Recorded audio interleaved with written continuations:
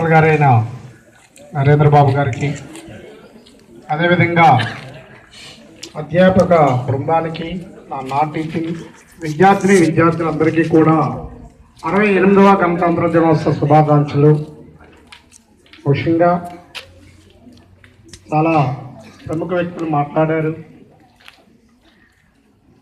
మంది భారతదేశం సువిశాలమైన దేశం ఉంది. మన రాజ్యాంగం అనేది యాక్చువల్గా దీన్ని తయారు చేయటానికి అంతకుముందు ఒక విషయం చెప్పాలి. ఆనాడు బ్రిటిష్ ప్రభుత్వం అనేది మనల్ని అనేక ఇబ్బందులు పెట్టి 4 శతాబ్దాలుగా పరిపాలన చేసిన ఈ ప్రభుత్వాన్ని ఏ విధంగా మనం కొల్లగొట్టాలి, మన యొక్క దేశాన్ని ఏ విధంగా కాపాడుకోవాలి, అది హింస అహింస దేంతో మనం సాధించినా మన దేశాన్ని మనం కాపాడుకుందామనే ఒక ఉద్దేశంతో 1885లో భారత జాతీయ కాంగ్రెస్ స్థాపన అనేది జరిగింది. మీకు యాక్చువల్గా 10th క్లాస్లో వస్తుంటుంది. దేశాన్ని గురించి తెలుసుకునేటప్పుడు మన హిస్టరీ కూడా కొంత తెలుసుకోవాలి.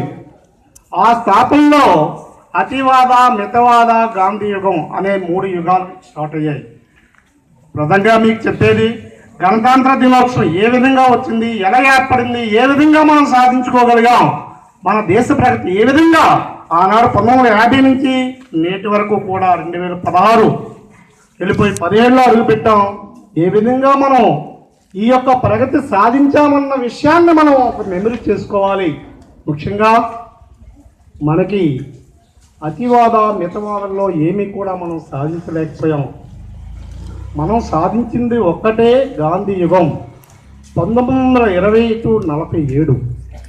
మహాత్మా గాంధీ అహింసతో, హింస కాదు అహింస, ఎన్నో విధాలుగా హింసతో చేసినప్పటికి కూడా నానా ఇబ్బందులు పడి మన భారతదేశంలో చాలామంది చనిపోయి మన దేశాన్ని ఏమీ కూడా సాధించలేని సమయంలో మహాత్మా గాంధీ సహాయ నిరాకరణ ఉత్సవం అనేది 1920లో స్థాపించబడింది.